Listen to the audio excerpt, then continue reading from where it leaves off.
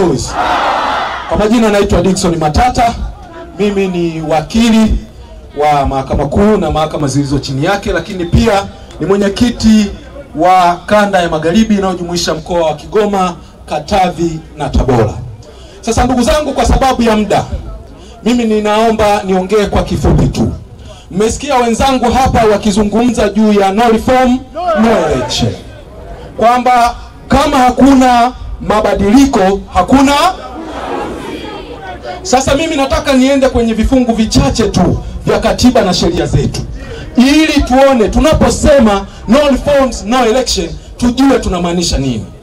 Katibu mkuu na makamu mwenyekiti wetu watakuja, wataendelea, lakini mimi nipite kwenye sehemu kidogo tu.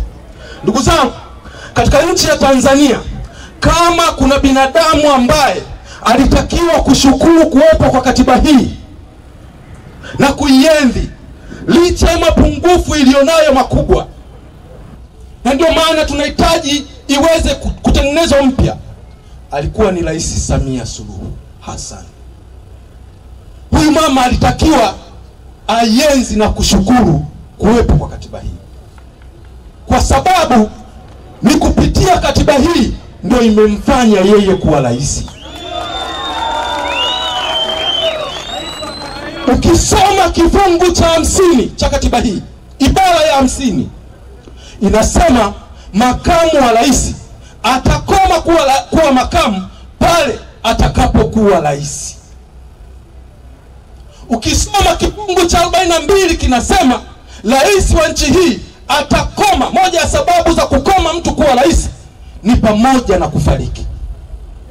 Tunafahamu kilichotokea, aliyekuwa rais alifariki, na kwa sababu amefariki, kifungu au ibara ya 50 ikampa mamlaka rais aliyepo madarakani ambaye hakuchaguliwa ila akawa rais kwa sababu katiba ndio inayomruhusu.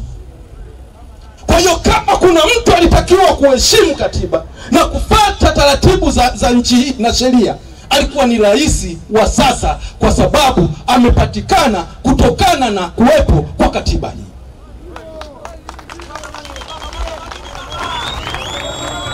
Leo tunapozungumza, yule ambaye pita kwa kutumia katiba hii na sio kwa kuchaguliwa na wananchi kuwa rais,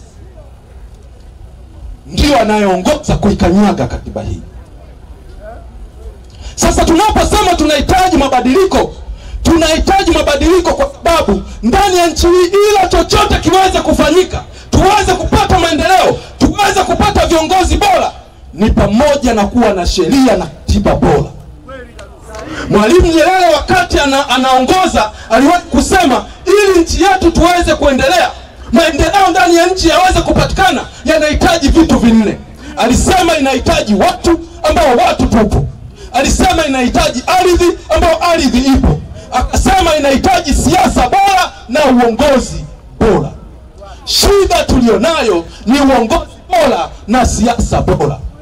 Na tunavyo hivyo vitu vibovu viwili, siasa bora na uongozi bora, hatuna, kwa sababu watu wanatumia katiba na sheria zetu mbovu kuweza kutuongoza. Sasa nitatoa mfano kwa nini tunataka reforms. Ukienda ibara ya 74 ni ibara inayozungumzia masuala ya tume huru ya uchaguzi. Ibara ya 74, ukienda kwenye ibara hiyo inasema rais ndio ambaye ana mamlaka ya kuteua mwenyekiti wa tume pamoja na wajumbe wake. Yaani rais wa nchi yetu ndio mwenye mamlaka ya kuteua mwenyekiti wa tume pamoja na wajumbe wake. Kwa lugha nyepesi, rais ambaye ni kiongozi wa CCM, mwenyekiti wa CCM, na ambaye naye anashiriki kwenye uchaguzi akiwa mgombea, ndio anayeteua tume ambayo itaenda kusimamia uchaguzi ambao na sisi upinzani, Chadema na vyama vingine tunashiriki. Soma ibara ya 74. Kama haifai, ndani ya hao wajumbe ambao wanawateua yeye kwenye tume, yumo mpaka mjumbe ambaye ni mwana CCM. Nani anamfahamu Omar Ramadhani Mapuri? Omar Ramadhani Mapuri alikuwa ni katibu mwenezi taifa wa CCM. Amewahi kuwa balozi wa nchi hii. amewahi kuwa waziri wa mambo ya ndani, eti naye huyo ni mjumbe wa tume huru ya uchaguzi. Na bahati mbaya kwenye hiyo tume kwenye kufanya maamuzi inataka wafike tu wajumbe 4. Yaani kwa lugha nyepesi, kati ya 4 wajumbe wa tume wanapokuwa wanafanya maamuzi yoyote ya kuamua hiki kiwe au kisiwe, kuna mmoja tayari yeye ni CCM. Pause. Ndugu zangu, katika mazingira kama hayo hatuwezi kukubali kwenda kwenye uchaguzi ambao tunajua sio tu wajumbe, lakini pia mkurugenzi wa tume naye anateuliwa na rais, na wanaosimamia kwenye mawilaya na majimbo yetu wakurugenzi wote wanateuliwa na rais. Hakuwezi kuwa na uchaguzi huru na wa haki.